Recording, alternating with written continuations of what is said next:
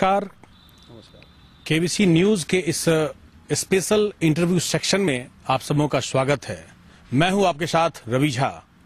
आज हमारे साथ इस विशेष कार्यक्रम में कटिहार के युवा जुझारू एवं आंदोलनकारी नेता समरेंद्र कुणाल उपस्थित हैं, मौजूद हैं आप सबों के बीच।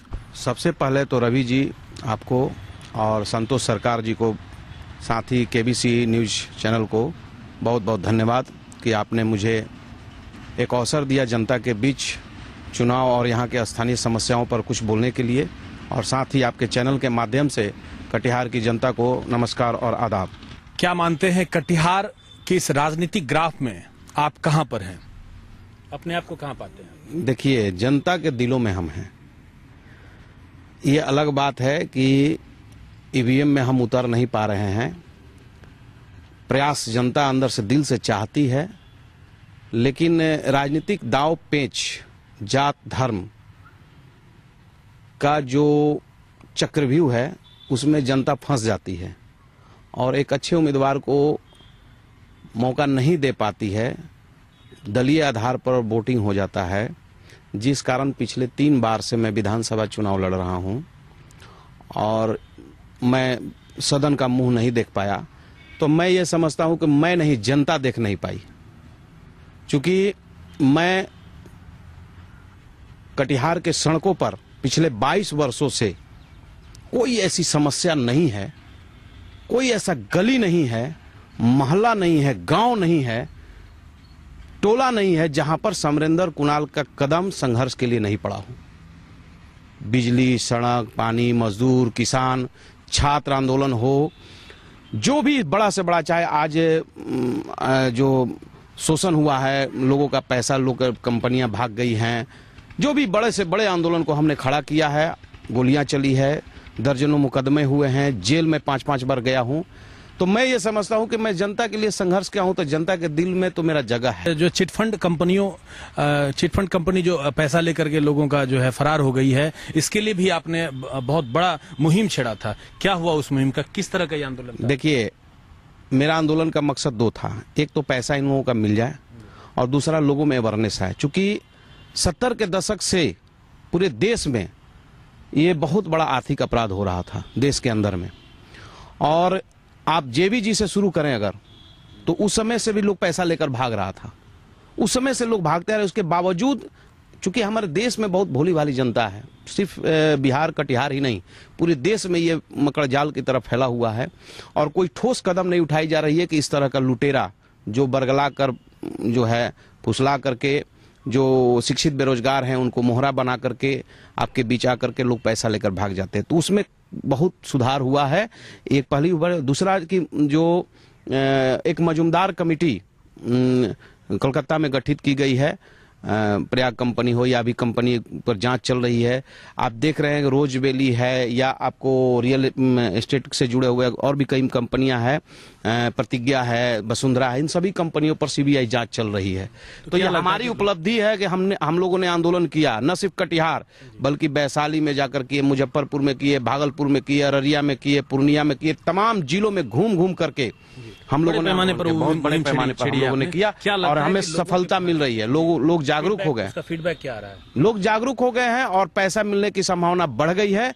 सरकार पर दबिश है। बार बार आदरणीय प्रधानमंत्री नरेंद्र मोदी जी को ये चुनावी सभा में बोलना पड़ रहा है कि मैं पैसा दिलाऊंगा। अभी हाल फिलहाल आप देखे होंगे कि छत्तीसगढ़ में सभा हुई। छत्तीसगढ़ के मुख्यमंत्री जो अभी बने हैं, शपथ लेने के साथ ही उन्होंने कहा कि गरीबों का पैसा मैं दिलाऊंगा। बिहार में जो है, बिहार सरकार ने 2017 मार्च में घोषणा किया कि मैं इस पर एक विधेयक लाऊंगा और इस पर जांच बैठाऊंगा। ये हम लोगों के आंदोलन का ही प्रतिफल है कि सरकार इस दिशा में काम कर रही है और हमें भरोसा है कि आगे सरकार हम लोगों को पैसा दिलाएगी। क्योंकि बड़ी लड़ाई है, असाधारण बात नहीं है। लोजपा में थे, एक बहुत अच्छा पद था आपका, प्रदेश महासचिव भी रहे हैं आप। ऐसी क्या नौबत आ पड़ी कि आपने लोजपा छोड़ दिया? देखिए, लोजपा से मुझे कोई शिकायत नहीं है, क्योंकि जिस पार्टी में पिछले 9 साल से मैं सेवा दिया हूं जनता का, पार्टी के द्वारा, और उस पार्टी के जो सुप्रीमो हैं रामविलास पासवान जी की मैं प्रशंसा किया 9 साल। आज मैं उनकी शिकायत करूं, आज उनकी निंदा करूं, ये मेरी सोच नहीं है। मैं जिसके साथ, ठीक है उनका अपना राजनीतिक तरीका है सोचने का, वो भाजपा के साथ चले गए, मैं सूट नहीं कर रहा था वहां पर, मुझे अनकंफर्टेबल महसूस हो रहा था कि मैं वहाँ मतलब चूंकि हम लोग सेकुलर, सभी हिंदू मुस्लिम सभी धर्म को, सभी जात को लेकर चलने वाले लोग हैं, इसलिए मुझे लगा कि वहाँ हम उस प्लेटफॉर्म पर रहना मेरे लिए उचित नहीं होगा, इसलिए हमने रिजाइन कर दिया। आपने हाल ही में एक डेयरी स्टार्ट किया, गौ सेवा आपने शुरू करी है। जब आपने स्टार्ट करी थी तो ये माना जा रहा था कि आप कहीं ना कहीं आरजेडी से जुड़ने वाले हैं, लालू जी की पार्टी में कहीं जुड़ने वाले हैं, क्योंकि गौ सेवा से आपको जोड़ा जा रहा था। क्या ये गौ सेवा ही थी या फिर कुछ और कोई नई पार्टी या आरजेडी से जुड़ने की मुहिम थी? मीडिया के साथ ही ये बात मानने को तैयार है कि गौ सेवा देश में आरजेडी के लोग करते हैं, तो भाजपा वाले को शर्म आनी चाहिए, और भाजपा वाले लोगों को जो नौटंकी कर रहे हैं वो नहीं होना चाहिए। अगर हमारी गौ सेवा को राजद से जोड़ के देखा जाए तो मुझे गर्व है इस बात के लिए। अब मैं सेवा करूंगा, सेवा करता हूं, और गौ सेवा तो हम लोग का धर्म में भी है, कर्म में भी है, राष्ट्र धर्म भी है इसको, क्योंकि ये सेवा से न सिर्फ दूध में बेहतर दूध, चूंकि देखिए गौ सेवा हमने करने का काम, मकसद मेरा ये था कि देखिए आज जो दूध हम लोग बच्चों को दे रहे हैं, बच्चों को क्या है, शुद्ध चीज क्या है, आज के डेट में सभी चीजों में मिलावट है। दूध ही एक ऐसा आहार है जिसमें अचानक आखिर जो है राजनीति छोड़ करके गौ सेवा में आने की राजनीति मैंने नहीं छोड़ा, आप कैसे कह सकते हैं? लोजपा छोड़ करके अचानक, लोजपा छोड़ने का मतलब राजनीति छोड़ना थोड़े हो। कहीं आरजेडी में घुसने का द्वार तो नहीं था ये? मैं राजद हूँ, मैं राजद हूँ, राजद में क्या परेशानी है?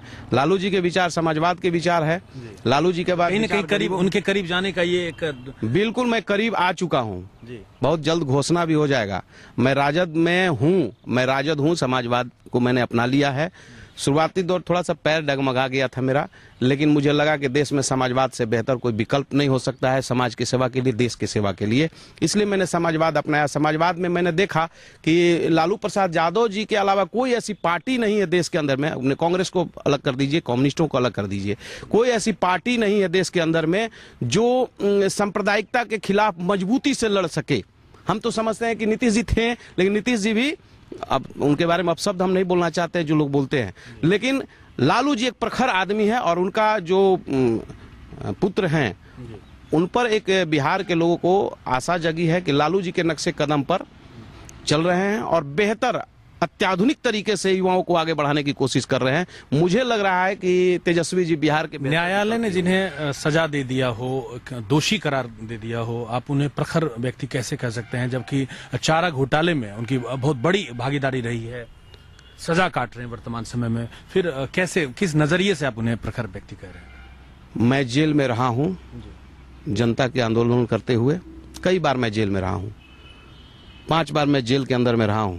मैं जेल में बहुत सारे ऐसे लोगों को देखा है जो अपराध नहीं करने के बावजूद उनको अपराध दोषी साबित कर दिया गया है। बहुत सारे कानून से बढ़कर कैसे आप हम कानून को दिल्ली के सुप्रीम कोर्ट तक देखते हैं, वहां तक अभी फैसला नहीं आया है, इसलिए मुझे अभी भी संभावना है कि लालू जी निर्दोष है जब तक सुप्रीम कोर्ट का जजमेंट नहीं आ जाता है। लोजपा में थे, अहमद अशफाक करीम से काफी करीबी रही थी आपकी और आज भी है, तो क्या लगता है आपको? डॉक्टर अहमद अशफाक करीम समाज का एक बेहतरीन उदाहरण है समाज सेवा का। स्वास्थ्य के मामले में, शिक्षा के मामले में, उच्च शिक्षा के मामले में बिना समाज से कुछ लिए देने का काम किया है। आज हमारे कटिहार के को भारतीय मानचित्र पर रखने वाले डॉक्टर अहमद अशफाक करीम को हम समझते हैं कि कटिहार को उन्होंने बिना सांसद, बिना विधायक, बिना एक मुखिया तक नहीं बना हुआ आदमी, और इस समाज को इतना बड़ा उपलब्ध एक एसेट दिया, इतना बड़ा एक समाज के लिए सुविधा संसाधन दिया, उस आदमी के साथ अगर हम हैं तो बहुत हमको गर्व होता है कि भाई अच्छे समाज के सेवा के साथ। राजनीतिक गुरु आप किसे मानते हैं अपना? क्या अहमद अशफाक करीम को आपने गुरु मान रहे हैं? राजनीतिक गुरु, देखिए राजनीतिक गुरु बहुत पेचीदा बात सवाल किए हैं। हमारे वो गार्जियन हैं, हमारे वो गार्जियन हैं। सलाह मशवरा, जैसे पार्टी में रहना है, पार्टी को छोड़ना है या किसी अन्य पार्टी को भी जुड़ना है, गुरु हैं, हमारे गार्जियन हैं, जब गार्जियन है तो गार्जियन क्या होता है? गार्जियन एक दिशा मार्गदर्शक करता है। तो हमारे गुरु स्वभाव क्या है? हम गुरु शब्द आप बोले ना, गुरु के ऊपर हम बढ़कर और बोल रहे हैं कि गार्जियन भी है। गार्जियन तो माता पिता को बोला जाता है, लेकिन माता पिता तो मेरा अपने जगह है, ठीक है, उनका तो भगवान से मैं तुलना करता हूं, लेकिन उनके बाद कोई मेरे लिए सम्मानजनक कोई जगह है मेरे माता पिता के बाद, तो मैं आपके चैनल पर सीना ठोक के कहता हूं कि डॉक्टर अहमद अशफाक करीम ही मेरे गार्जियन हैं।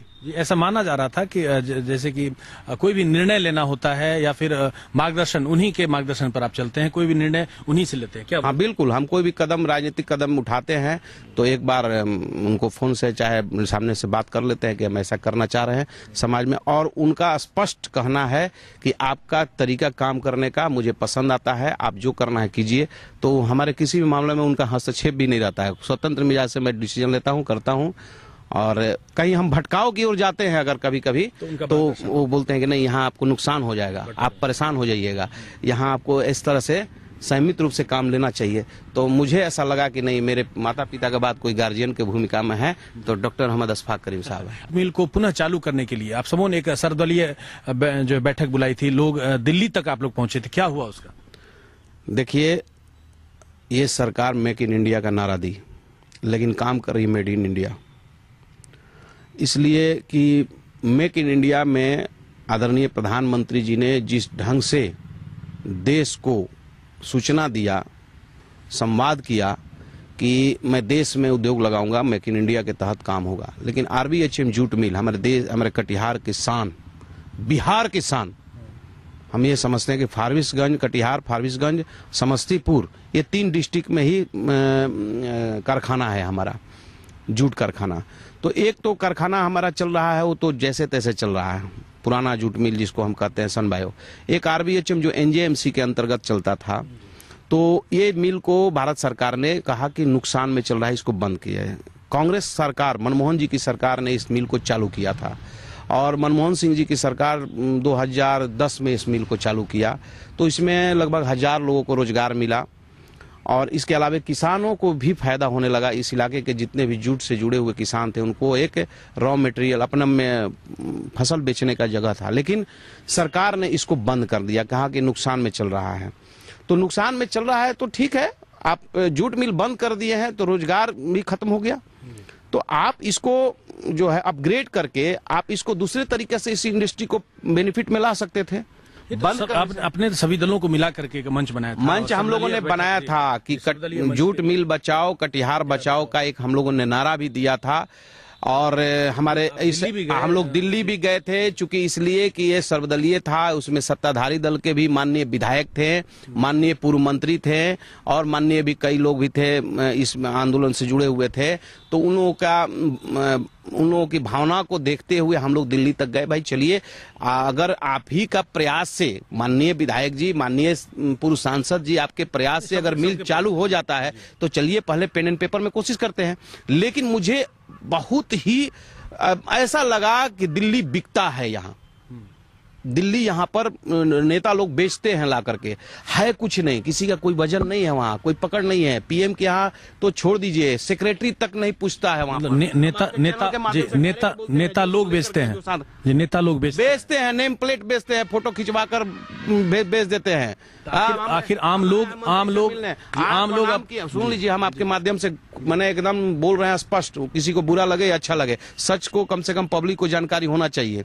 वहां जब हम लोग गए थे तो जो स्थिति है ना, मिलने के बाद प्रणाम किए, बस फोटो खींचा गया, हमने बात कर लिया, कुछ ऐसा बात नहीं हुआ।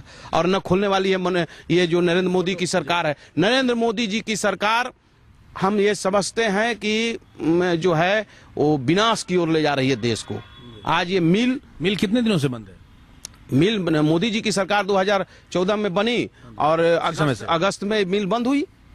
मतलब मोदी जी की सरकार बनने के बाद मिल बंद हो गई, मिल बंद हो गया, NJMC को ही भंग कर दिया।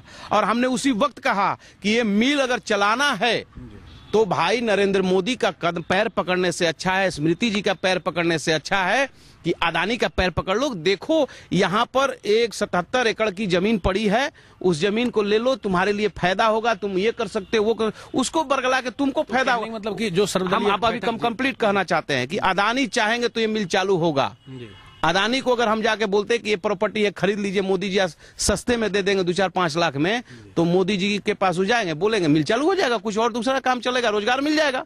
तो तरीका हम लोग भी गड़बड़ा गए।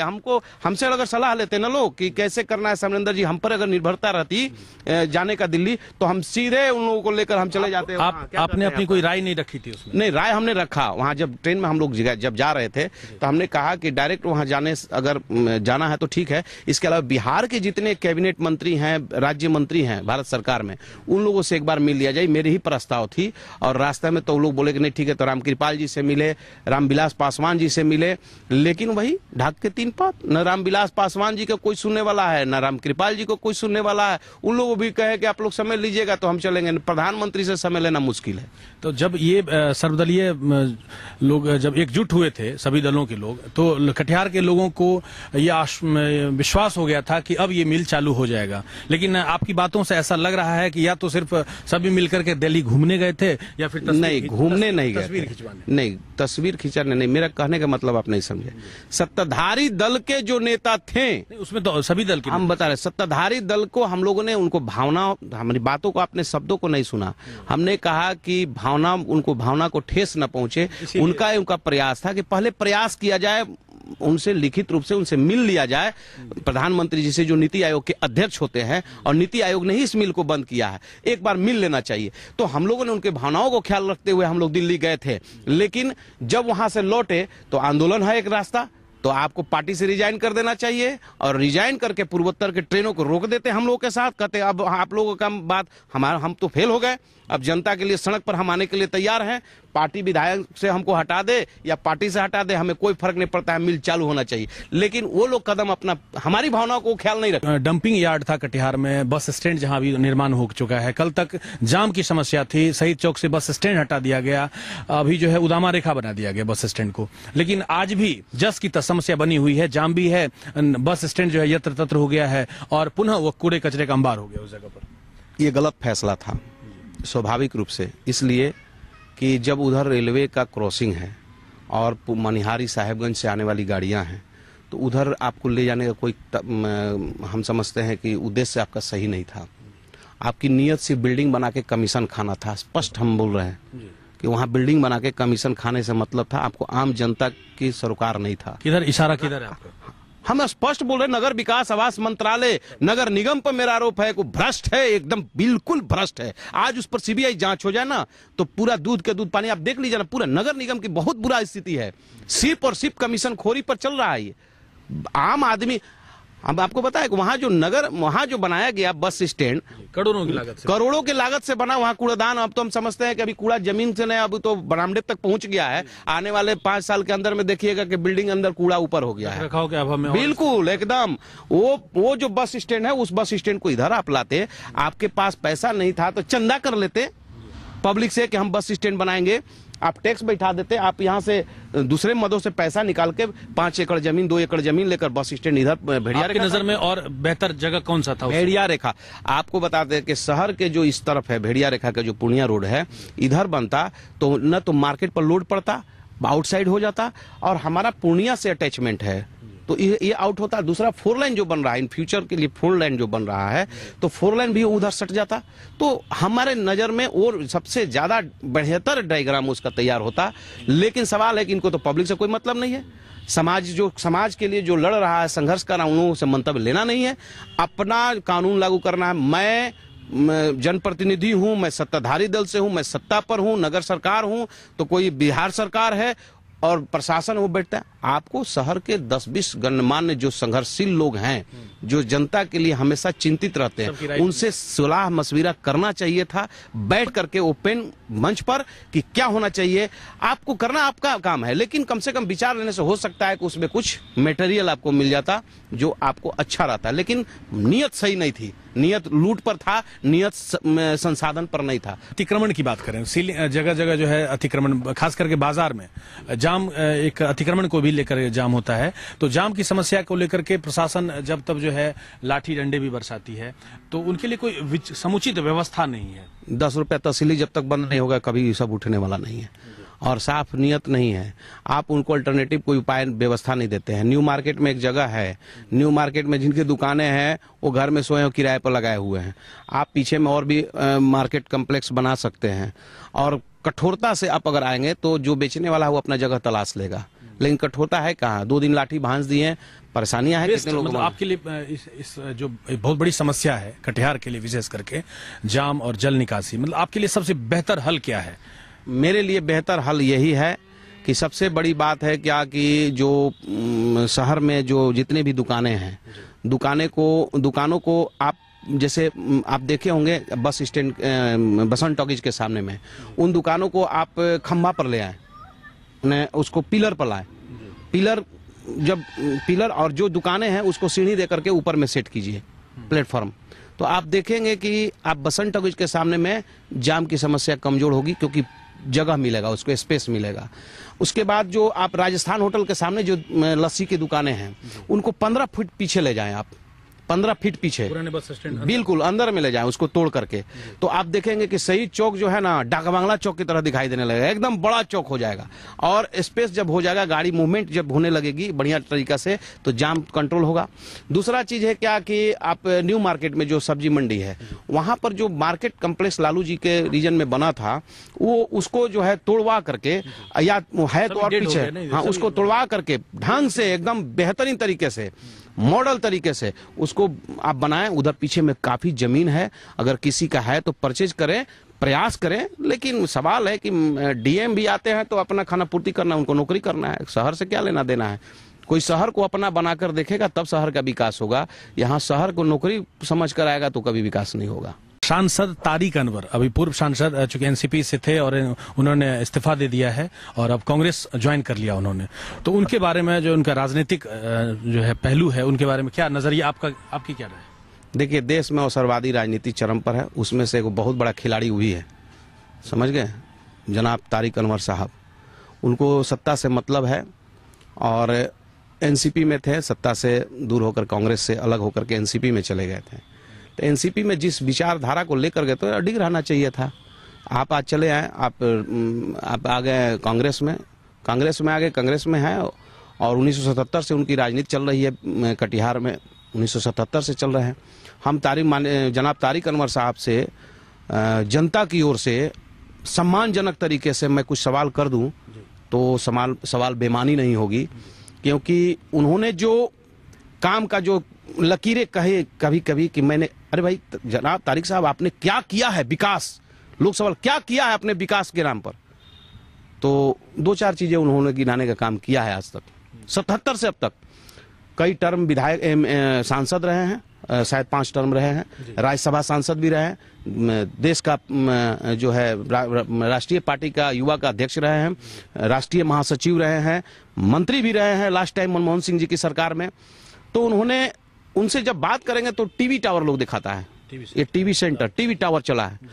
आपके माध्यम से मैं आपको सीधे तौर पर उनको चुनौती देता हूं, मेरे घर में भी टावर है वोडाफोन का, हम ऐसे बोल रहे हैं, मेरे घर में वोडाफोन का, बहुत सारे लोग हैं उनके घर में वोडाफोन का टावर है।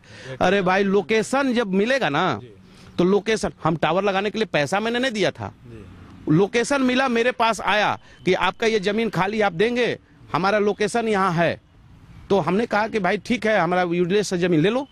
तो उसी तरह से लोकेशन कटिहार का बना, तो भारत सरकार ने, यहाँ संचार मंत्रालय ने यहाँ पर टावर दे दिया। अब हम अपना पीठ थपथपा ले, हम अपने गार्जियन को बोले कि मैं पॉलिटिक्स करता हूँ और मेरे प्रयास से वोडाफोन मेरे घर में लग गया, तो बेवकूफ बनाने वाली नीयत मेरा गंदा है।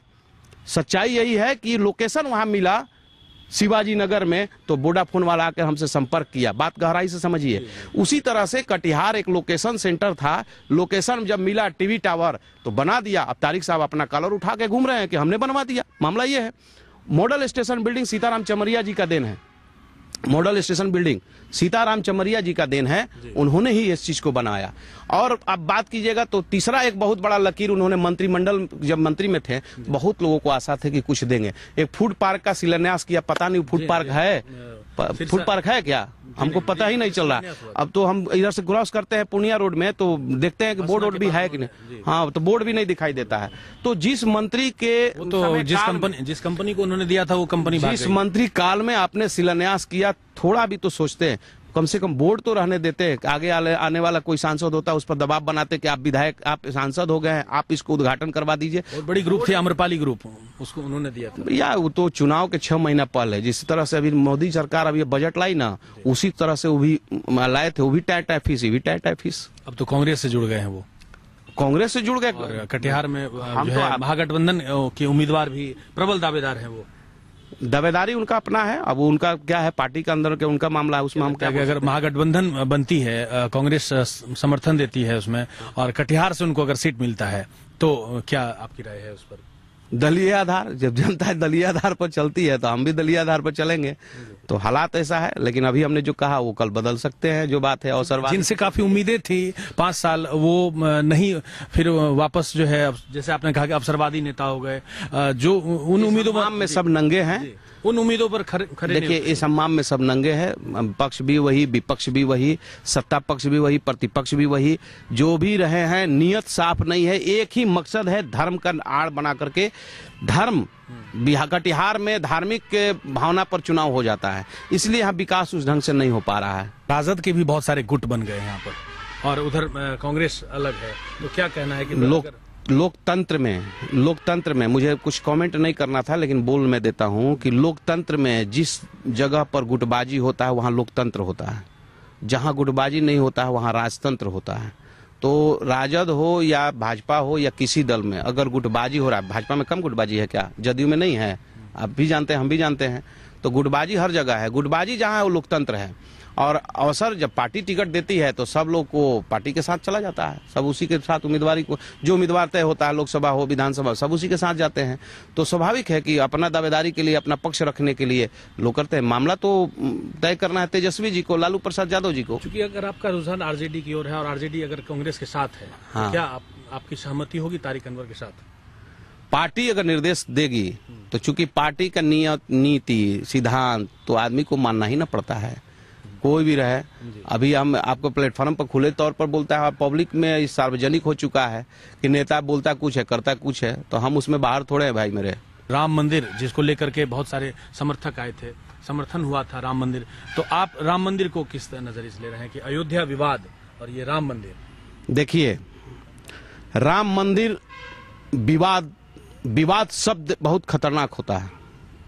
विवाद जो है वो विवाद किया गया। अगर राम मंदिर का मुद्दा अगर बना करके देश में हिंसा नहीं फैलाई जाती, राम मंदिर को आंदोलन नहीं किया जाता, तो वहां तो हम समझते हैं कि मुसलमान ही राम मंदिर बनवा देते। ये राजनीतिक जो मुद्दा बना, इसी का परिणाम है कि आज तक नहीं बन सका।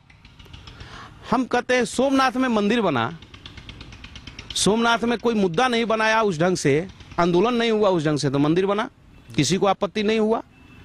और हम अगर अपने हिंदुस्तान के जो मुसलमान समाज के लोग हैं, समुदाय के लोग, उनके पास पक्ष रख देते कि एक मस्जिद आपका बंद पड़ा है शांतिपूर्ण तरीके से, जहां कोई नहीं, लेकिन हमारा राम का यहीं पर जन्म हुआ था, तरीका से अगर जाते तो राम मंदिर को तो मुसलमान लोग ही खड़ा होकर बनवा दिए होते।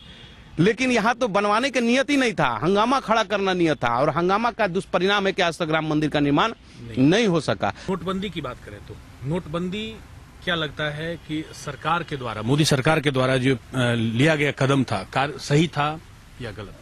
नोटबंदी देश के लिए विनाशक कदम था, इसलिए मैं इसको मानता हूं कि विनाशक कदम था। जिस तरीका से बिना तैयारी का नोटबंदी जो किया गया, इसमें ऑफिशियली तो 100 से ज्यादा लोगों की मौत की बातें आती हैं कि 135-140 लोगों की मौत हुई बैंक के एटीएम के लाइन में, बैंक के लाइन में खड़ा होकर के। लेकिन अनऑफिशियली अगर हम देखें तो मैं आपके चैनल से जनता को बताना चाहता हूं, कटिहार की जनता को, देश की जनता को, कि बहुत सारे ऐसे बच्चे मारे गए इलाज के अभाव में।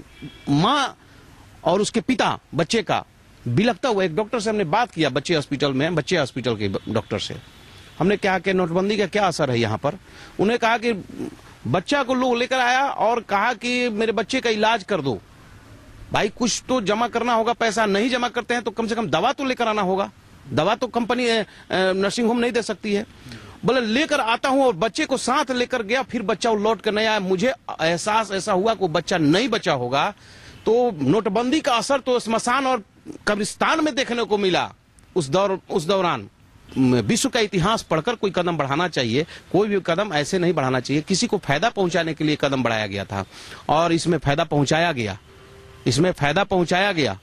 तो हम समझते हैं कि नोटबंदी विनाशक कदम था और इससे देश की जनता को भारी नुकसान हुआ। उसकी भरपाई आने वाले और 10 साल तक नहीं हो पाएगी। चलिए आपसे अब आखिरी सवाल चलते चलते कि क्या लगता है कि आज आगामी 2000 चुनाव में अगर आप चूंकि आरजेडी से जुड़े, महागठबंधन अगर नहीं होता है, आरजेडी अलग चुनाव लड़ती है और सीट आपको मिलता है, टिकट आपको मिलता है कटिहार से, तो क्या करेंगे? क्या इसके लिए रणनीति आपने तय करी है? भाई मेरा अभी तक सपना में भी ये बात नहीं आया कि हम लोकसभा के उम्मीदवार होंगे। अपने आप में सोचना तो बहुत बड़ी बात है, विचार करना साथियों के बीच तो बहुत बड़ी बात है। सपना भी नहीं देख सके हैं कि कभी लोकसभा में बनेंगे। क्योंकि आप आरजेडी का गुण गा रहे हैं और पार्टी का देखिए समीकरण है। पार्टी को ऐसा लगे अगर लग गया कि भाई उम्मीदवार होंगे तो मेरा सौभाग्य होगा, लेकिन मेरा सौभाग्य होगा तब भी हम एक शर्त रखेंगे कि हमसे योग्य हैं राजद में और भी लोग। चुनाव लड़ेंगे आप? हमने कह दिया कि मेरे से ऊपर अच्छे योग्य लोग हैं, मैं उनके लिए प्रस्ताव कर दूंगा कि भाई उनको चुनाव लड़ाओ। तो आप अपने अति महत्वाकांक्षी नहीं, महत्वाकांक्षी हूँ। राजनेता महत्वाकांक्षी नहीं होगा तो आगे नहीं बढ़ पाएगा। मैं महत्वाकांक्षी हूँ। मैं लोकसभा का सपना कभी नहीं देखा हूँ, विधानसभा का देखा हूँ। मेरा अंतिम इच्छा यही है कि एक बार तैयारी विधानसभा की कर रहे हैं? विधानसभा की तैयारी है, जिला भर घूमते हैं। मैं तो पहलवान हूँ, रोज अखड़े में मिलूंगा। जब देखिएगा अखड़े में मिलेंगे हम, जब देखिएगा मिट्टी जांग पर मलते हुए नजर आएंगे आपको। आपके नजर में कटिहार में सबसे बेस्ट अगर आरजेडी या फिर महागठबंधन की बात करें तो कौन उम्मीदवार बेहतर है आपका, जिसे समर्थन मिले? देखिए पार्टी, मेरा समर्थन राजद को तो है ही। मैं पार्टी की बात नहीं कर रहा हूँ, व्यक्ति विशेष पर। देखिए ऑफ कोर्स अभी तो एकमात्र नेता हैं हमारे यहाँ, माननीय सांसद तो खैर राज्यसभा में हैं ही। अभी तो बरारी विधायक हम बेबाक से बोलते हैं, हम जिसके साथ हैं उसके साथ हैं। माननीय विधायक नीरज कुमार यादव, वो बेस्ट है। उस आदमी पर 107 भी नहीं हुआ है। छवि बहुत साफ सुथरा है, व्यवहारिक आदमी है, संस्कारी आदमी है, पॉलिटिक्स का बहुत बड़ा ज्ञान है। 90 के दशक से वो आदमी राजनीति करते आ रहा है। लालू जी का वफादार आदमी है, राजद का वफादार आदमी है। तो साफ सुथरा छवि हो, व्यक्तित्व हो अच्छा। और बरारी में देखते होंगे हमेशा कुछ न कुछ योजनाओं पर शिलान्यास उद्घाटन वो करते रहते हैं।